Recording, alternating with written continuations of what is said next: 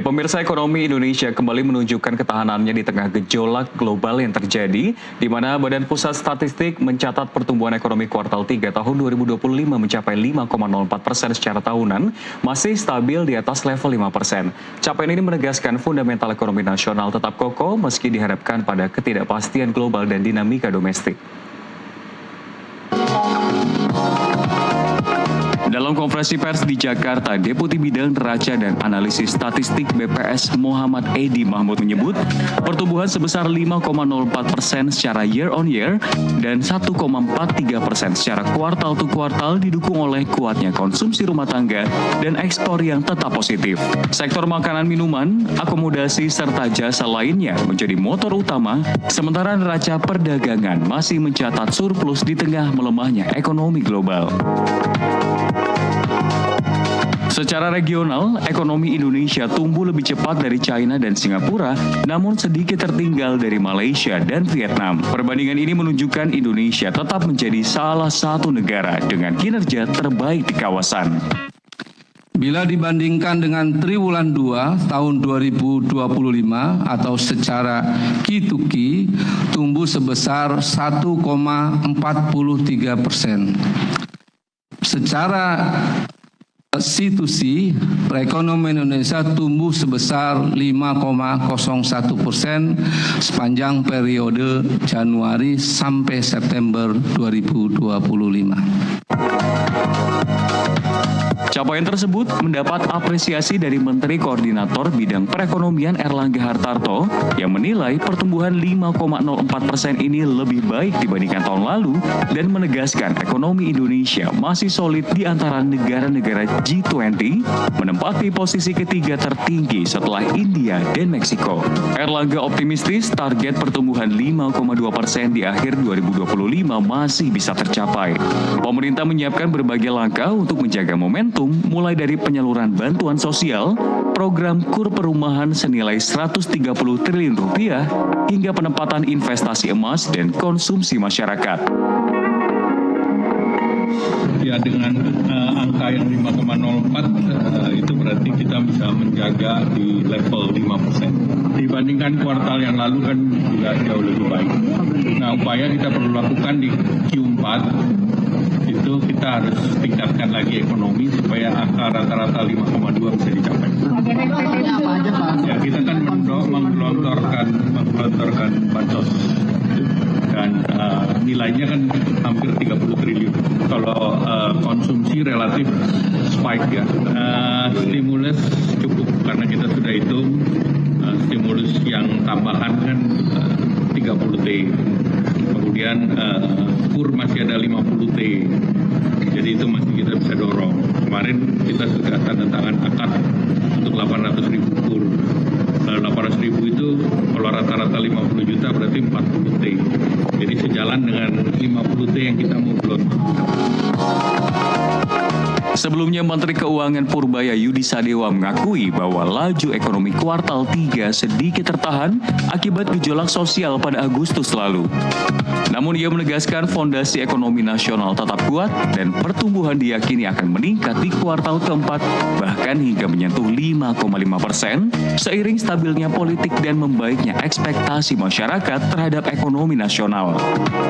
Purbaya juga mengungkapkan jelang pengumuman resmi data BPS, pihaknya telah bertemu Kepala BPS Amalia Adininggar Widyasanti untuk membahas sensus ekonomi 2026 yang akan menjadi basis kebijakan ekonomi nasional ke depan. Masih sedikit di atas 5. 5,2 di atas 5. Sama aja berubah. Berapa Pak? Sedikit di atas 5 lah. Iya, dekat-dekat situ. Lebih rendah ya Pak itu? Mungkin lebih rendah. Saya nggak tahu lebih rendah sedikit katanya sekitar 2.000. Tapi yang penting triwulan keempat prediksi dia nih di atas 5,5%. Jadi itu yang paling penting bahwa ekonominya sudah berbalik ke depan. Kalau kita dari survei kemarin yang saya tunjukin kan kepercayaan masyarakat ke pemerintahan naik ke level sebelum ribut-ribut itu. Jadi itu level yang cukup tinggi, artinya kepercayaan cukup tinggi ke presiden. Yang penting dipicu oleh ekspektasi mereka ke perekonomian yang meningkat. Mereka bilang ekonominya membaik, harapannya ke depan membaik terus, harga relatif terkendali, stabilitas sosial politik mereka pertimbangkan. Dengan capaian dan optimisme dari para pengambil kebijakan, pemerintah yakin pertumbuhan ekonomi nasional tetap terjaga di kisaran 5% hingga akhir tahun, menandakan daya tahan ekonomi Indonesia yang semakin kuat menghadapi tekanan global. Tim Liputan NTV melaporkan. Ya pemirsa, dari dalam negeri tekanan inflasi, dinamika daya beli kelas menengah dan perubahan perilaku konsumsi menjadi tantangan tersendiri jelang tutup tahun. Pemerintah perlu membaca arah angin dengan lebih presisi dan disinilah peran data BPS menjadi krusial. Dan pagi ini kita akan mengurai seperti apa sebetulnya, apa saja mesin penggerak ekonomi, sektor yang masih menjadi beban, serta apa yang harus diwaspadai menjelang 2026. Bersama dengan kami sudah bergabung di studio Kepala BPS, Ibu Amalia Adininggar Widyasanti, atau yang kita akrab sebut dan panggil dengan Ibu ini. Ibu ini, terima kasih sudah bergabung bersama kami di Nusantara Economic Updates. Selamat pagi, Mas Rian. Ya, selamat pagi. Ini melihat bahwa data nih, Ibu. Kita langsung to the point ke pertanyaan pertama. Boleh. Melihat bahwa ekonomi kita di kuartal 3 tahun 2025 ini tumbuh 5,04%. Seperti yang tadi kami ingin kupas, sebetulnya menjelang tutup tahun ini sektor mana saja sebetulnya menjadi pemberat yang perlu kita antisipasi dan apa saja yang menjadi pengerek dari angka tersebut? Iya, pertama tadi bahwa pertumbuhan ekonomi di triwulan 3 2025 ini kan terlihat relatif solid karena kita bandingkan dengan pertumbuhan ekonomi di triwulan 3 di tahun-tahun sebelumnya. Ini yang tahun 2025 pertumbuhan ekonomi di triwulan 3 terlihat lebih tinggi dibandingkan dengan triwulan 3 tahun-tahun sebelumnya. Yeah. Memang fenomena dari triwulan 3 itu adalah biasanya secara siklus bisnis ataupun efek dari musiman, bahwa triwulan 3 itu biasanya selalu lebih lambat pertumbuhannya dibandingkan dengan triwulan 2 karena event dan momentum lebaran, liburan panjang itu biasanya jatuh di triwulan 2. Nah kemudian, tetapi yang menarik dalam triwulan 3 2025 ini adalah bahwa pertumbuhan ekonomi secara kuartal to kuartal ya, atau Q to Q, triwulan 3 dibandingkan dengan triwulan 2 2025 itu tumbuh 1,43%. Artinya secara ekonomi kuartalan dia tumbuh begitu, tumbuh sebesar 1,43%. Nah selanjutnya adalah kalau kita perhatikan tadi pertanyaannya Mas Rian, apa sebenarnya menjadi pendongkrak dari ekonomi di Q3 ya. Pertama, kalau kita lihat dari sisi pengeluaran, satu hal yang juga mendorong atau menjadi pengungkit pertumbuhan ekonomi adalah konsumsi masyarakat yang tetap terjaga. Tumbuh 4,89% ini menunjukkan bahwa daya beli masyarakat tetap terjaga. Kemudian yang kedua adalah ekspor. Ekspor kita di triwulan 3 2025 ini tumbuhnya relatif tinggi. Bahkan dia bisa tumbuh sekitar 9,91% di triwulan 3 2025. Ini adalah salah satu yang menjadi pengungkit dari ekonomi Indonesia di triwulan 3 bisa tumbuh di 5,04%. Ya, yang ketiga tentunya adalah investasi yang masih relatif terjaga, tumbuhnya di atas 5%, yaitu 5,04%. Jadi ini memang ada beberapa concern yang menilai bahwa di angka 5% ini terbilang masih aman.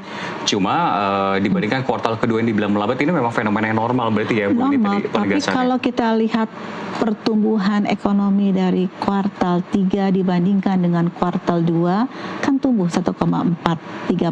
Artinya ekonomi atau size ekonomi itu membesar dibandingkan dengan kuartal kedua.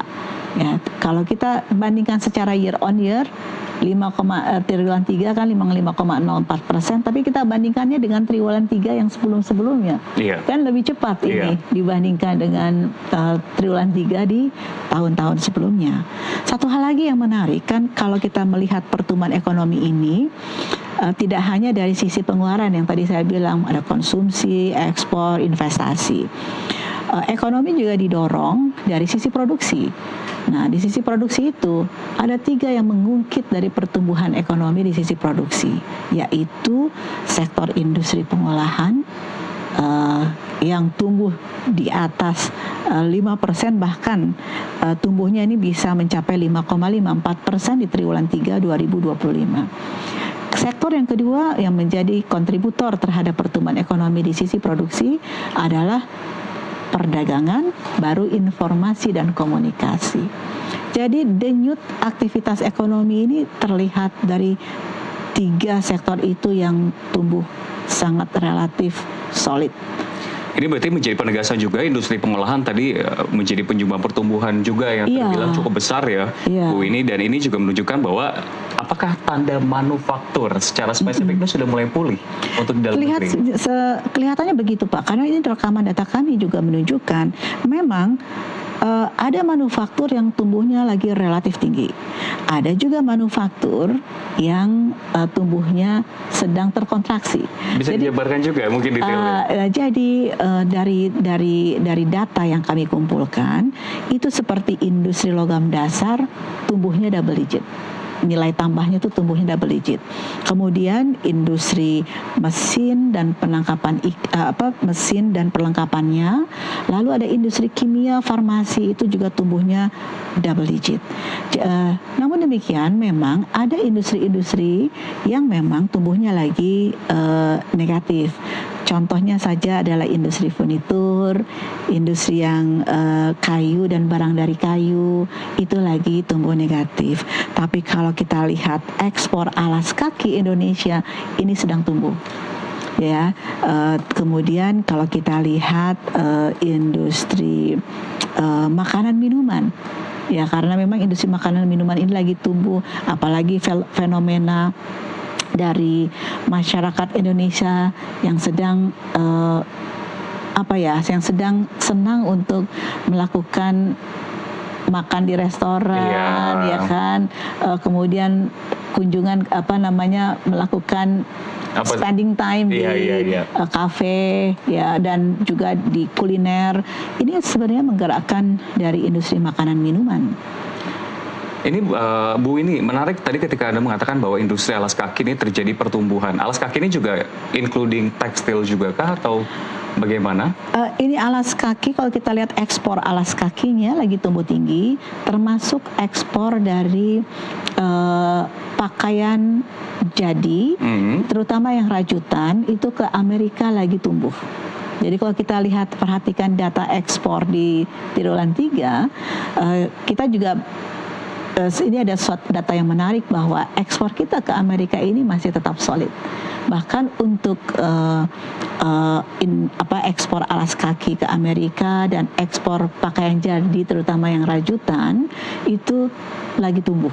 Walaupun sempat dibayang-bayangin soal isu tarif resiprokal. Ya, ternyata itu belum diimplementasikan ya.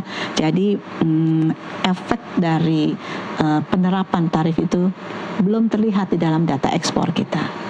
Ya, ini tertarik kita bahas secara general lagi Ibu ini. Yeah. Kalau kita melihat global tadi yang tadi disampaikan lagi gonjang-ganjing, ada China melemah, perang geopolitik pun masih panas walaupun beberapa memang telah melakukan pause, tidak lagi melakukan perang untuk sementara waktu. Harga komoditas naik turun, khususnya kalau kita lihat batu bara. Dampak yang paling terasa untuk Indonesia ini dari sisi mana? Apakah ekspor, industri, atau konsumsi untuk kuartal 3 ini? Dari sentimen global yang terjadi. Pertama adalah tentunya dengan sempat meningkatnya harga emas ya, terutama di bulan Oktober yang sekarang sudah agak relatif kemudian melandai kembali, tetapi ada peak peningkatan harga emas itu kira-kira di bulan Oktober. Ini terekam di dalam data, kemudian terekam dalam data inflasi kami karena memang harga emas internasional itu kemudian ditransmisikan menjadi harga emas perhiasan yang diterima oleh konsumen. Nah, ini kemudian terekam di dalam data inflasi yang dihasilkan oleh BPS. Inflasi emas perhiasan itu mencapai sekitar 52%. Dan kemudian ini yang menjadi salah satu kontributor utama terhadap inflasi di bulan Oktober. Itu. Jadi kalau kita lihat inflasi bulan Oktober kan secara month to month atau kita bandingkan dari bulan Oktober dibandingkan dengan bulan September. Itu inflasi 0,28%. Nah, andil dari inflasi emasnya sekitar 0,21 basis poin dari 0,28. Dan tentunya ada hal yang menarik juga bahwa kesadaran masyarakat untuk kemudian menjadikan emas itu juga sebagai salah satu barang untuk berinvestasi itu terlihat. Itu artinya animo masyarakat untuk berinvestasi emas itu memang juga terlihat dari volume penjualan emas yang juga meningkat. Iya. Iya. Nah ini jadi sebuah pertanyaan sebetulnya, apakah tingginya hal tersebut karena memang ini aji mumpung karena harganya mulai bagus-bagusnya, kesadaran meningkat atau ketakutan, pesimisme terhadap inflasi dan juga kondisi ekonomi? Tapi dijawab usai jeda Ibu ini, karena dialog Business Bites akan kami lanjutkan saat lagi. Tetaplah bersama kami di Nusantara Economic Updates. Iya.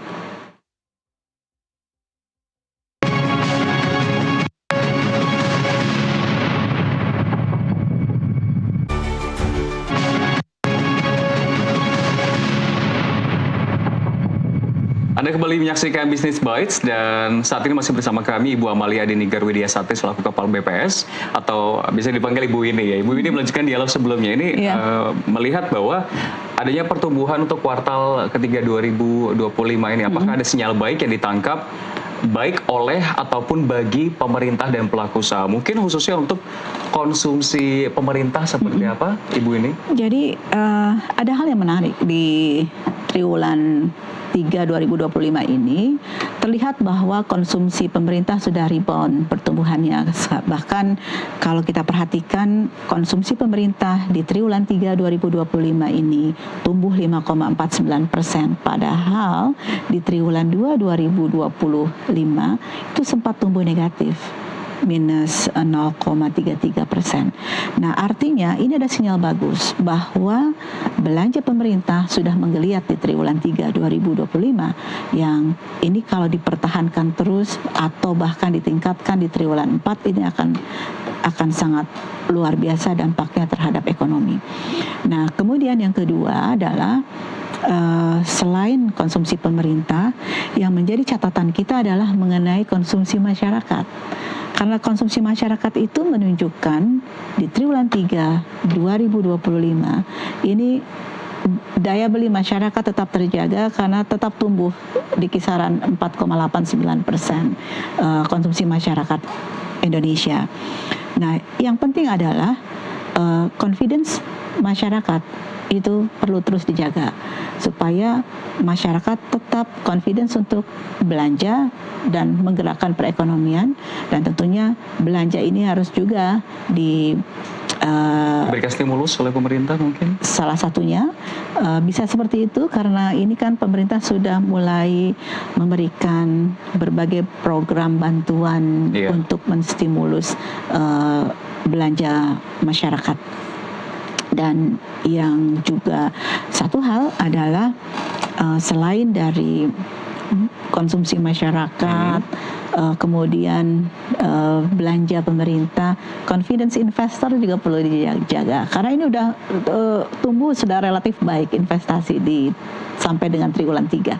Luar biasa. Tapi sebelum kita bahas soal investasi, investor dan lain-lain, mungkin terkait dengan konsumsi pemerintah dan juga beberapa tadi yang disampaikan regulasi dan stimulus terkait dengan MBG. Apakah ada dampak dari pertama kali MBG di drop sampai sekarang polanya sudah terlihatkah bagi ekonomi Indonesia? Iya, satu tentunya MBG itu akan menciptakan perputaran, terutama perputaran ekonomi di tingkat lokal, dan juga nanti kalau diagregasi pastinya akan memberikan dampak terhadap ekonomi nasional.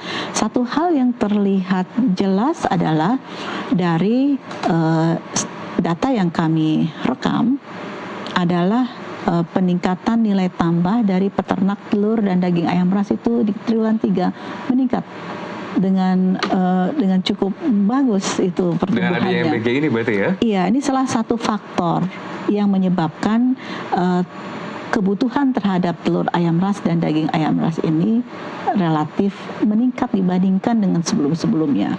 Bahkan kalau kita perhatikan secara lebih dalam, itu untuk telur ayam ras outputnya meningkat lebih dari 8%, dan kalau kita rekam harga telur ayam ras dari waktu ke waktu kan ada peningkatan harga. Artinya peningkatan harga ini salah satu penyebabnya karena memang permintaannya yang meningkat. Terkait dari MBG dan juga regulasi dan juga stimulus yang diberikan oleh pemerintah, sekarang beralih lagi kita kembali ke konsumsi masyarakat. Walaupun tadi sempat dikatakan oleh Ibu Winnie di angka 4,89 ini terbilang masih confidence, masih bisa terkontrol, bisa dikatakan seperti karena itu. Tapi 4,89% itu artinya masih tumbuh kan konsumsi masyarakatnya. iya. Tumbuhnya juga masih relatif mendekati angka 5%. Tapi walaupun jika dibandingkan di kuartal kedua di 4,97, lalu juga di kuartal satunya 4,95, itu terbilang normal dan seperti cuma fenomena yang tadi disampaikan. Betul, karena memang di triwulan 2 itu ada momen Idul Fitri, hari kedua jatuh di tanggal 1 April, lalu kemudian ada libur panjang Lebaran yang sampai 1 minggu lebih, ada momen Idul Adha plus juga cuti bersama, Waisak dan berbagai hari libur lainnya. Jadi kalau dihitung di triwulan 2 itu ada libur 40 hari. Itu yang tidak terjadi di triwulan ketiga. Dan ternyata momen liburan itu mendorong konsumsi masyarakat untuk bisa tumbuh lebih tinggi dibandingkan dengan kuartal-kuartal lain yang memang tidak ada momen yang sepanjang itu. Kalau kita lihat selama triwulan 2 yang bisa tumbuh 4,97% konsumsi masyarakat, karena memang kalau kita lihat pattern atau pola konsumsi masyarakatnya ya untuk mobilitas, restoran, hotel, dan terkait dengan memang momen liburan itu. Nah, di triwulan 3 momen liburan panjang itu kan nggak ada, karena sudah kembali ke masa sekolah, cuti bersama juga tidak sepanjang yang terjadi di triwulan 2. Ini otomatis ya, kalau kita bandingkan dari kuartal sebelumnya pasti pertumbuhannya melambat. Itu sudah semacam faktor musiman ya atau siklus bisnis.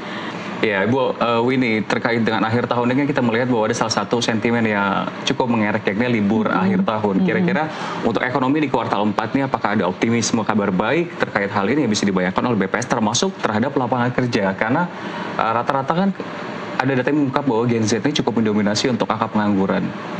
Iya, jadi mari kita lihat angka pengangguran. Angka pengangguran untuk bulan Agustus 2025 dibandingkan dengan angka pengangguran di bulan Agustus 2024 ini sudah relatif menurun dibandingkan tahun lalu. Artinya tahun lalu itu 4,91%, tahun ini 4,85%. Artinya memang ada 7,46 juta orang yang menganggur. Tetapi jumlah orang yang menganggur ini sudah relatif lebih rendah dibandingkan dengan tahun sebelumnya. Nah, ini yang satu hal yang kita bisa tangkap dari hasil Sakernas atau survei Angkatan Kerja Nasional yang kita lakukan di bulan Agustus 2025. Nah, terkait dengan libur panjang yang akan jatuh di akhir tahun, berdasarkan data historis kita ke belakang itu memang menunjukkan wisatawan Nusantara di akhir tahun itu selalu meningkat. Artinya memang celah untuk masyarakat melakukan spending yang lebih banyak itu ada. Tetapi berapanya kita belum bisa melihat karena kita harus mengukur dulu. BPS tugasnya adalah mengukur nanti fenomena yang terjadi di lapangan. Namun sekali lagi secara historis memang data menunjukkan bahwa di akhir tahun itu mobilitas masyarakat Indonesia selalu meningkat dan ada peningkatan yang relatif besar saat momen Nataru. Iya. Semoga ini menjadi sebuah suntikan ya bagi daya beli masyarakat untuk melakukan penerbangan, karena kan ada juga beberapa stimulus-stimulus yang diberikan pemerintah, salah satunya mungkin tiket yang murah, diskon seperti itu. Nah, sekarang saya tertarik dengan apa yang dibahas oleh Ibu ini sebelumnya soal confidence investor. Mungkin bisa digambarkan lebih lanjut lagi seperti apa, atau ada sektor-sektor khusus yang menarik perhatian para investor? Iya, dengan adanya ekonomi Indonesia yang terlihat fundamental ekonomi Indonesia ini relatif tangguh di tengah ketidakpastian global, tentunya ini kan menjadi salah satu faktor yang menarik investor untuk datang ke Indonesia. Dan ini juga terlihat terekam dari data investasi kita di triwulan 3 yang mampu tumbuh 5,04%. Investasi PMTB ya di dalam PDB sisi pengeluaran. Nah, tentunya kalau ini terus confidence investor terus dijaga oleh pemerintah dan masyarakat, terutama ini yang kita lihat yang bisa mendongkrak ekonomi lokal terutama adalah sektor pariwisata, aircraft, dan juga sektor industri manufaktur. Apabila investor di sektor-sektor itu bisa dijaga dan ditingkatkan investasinya, ini akan bisa juga membuka peluang lapangan pekerjaan yang relatif baik. Terutama kita tahu sektor industri manufaktur yang terutama padat karya kan tentunya yang dibutuhkan oleh Indonesia. Karena kalau itu bisa tercipta lapangan pekerjaan di sektor manufaktur, pekerjaan formal akan tumbuh di situ. Income masyarakat pun akan meningkat. Dan yang kedua, tentunya pariwisata, ekonomi kreatif juga menjadi salah satu engine dari pertumbuhan ekonomi Indonesia saat ini dan ke depan. Terkait dengan kita beralih ke sektor pertanian agrikultur, ada beberapa pernyataan yang disampaikan oleh Menteri Amran, swasembada pangan sudah bisa dipercepat 2025, seingat saya. Lalu juga melihat data-data yang terjadi pun pertanian ini cukup menjadi pendompleng dan juga angkanya cukup besar untuk PDB RI.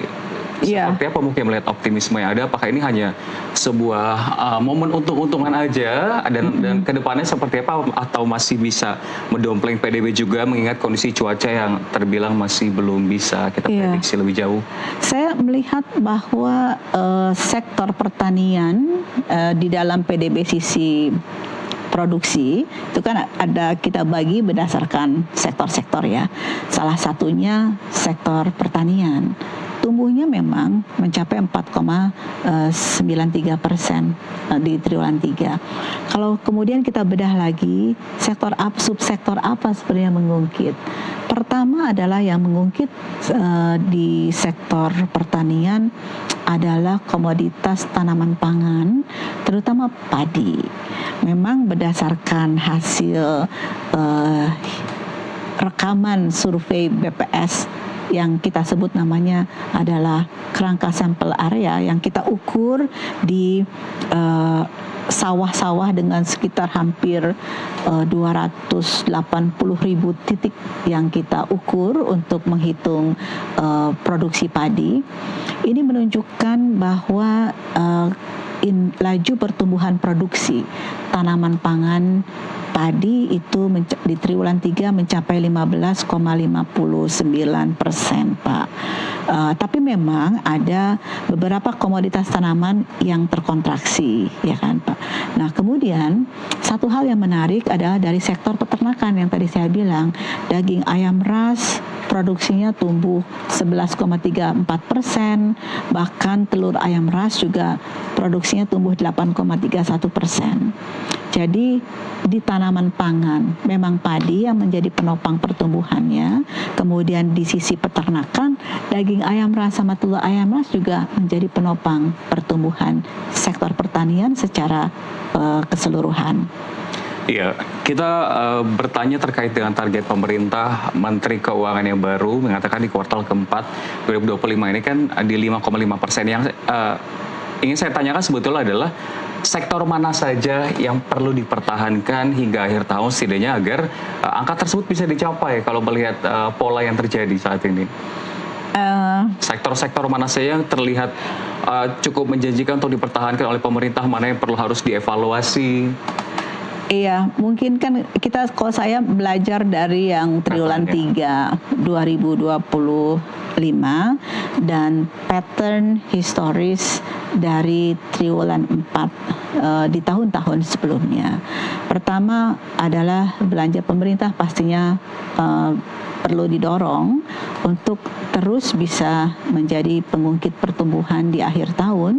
Kedua juga mobilitas masyarakat yang biasanya memang secara natural untuk melakukan liburan ataupun kunjungan ke saudara, ke keluarga di akhir tahun itu perlu terus didorong karena mobilitas masyarakat ini bisa menggerakkan konsumsi masyarakat untuk lebih tinggi. Yang berikutnya adalah kalau kita belajar dari triwulan 3 2025 kan sektor manufaktur tumbuhnya lagi sangat baik. Ini perlu dipertahankan di sepanjang tahun 2025 bahkan mungkin di tahun-tahun berikutnya. Ya, terima kasih Ibu Winnie tadi sudah berdiskusi bersama kami. Waktu kita terbatas, sayang sekali masih banyak yang ingin dibahas. Dan sekali lagi itu dia dialog kami bersama dengan Ibu Amalia Adini Garwidesanti selaku Kepala BPS. Dan usai jeda kami masih akan menghadirkan sejumlah informasi menarik lainnya. Salah satunya terkait dengan update IHSG di 1 jam jelang penutupan sesi pertama. Jadi jangan kemana-mana, tetaplah bersama kami di Nusantara Economic Updates.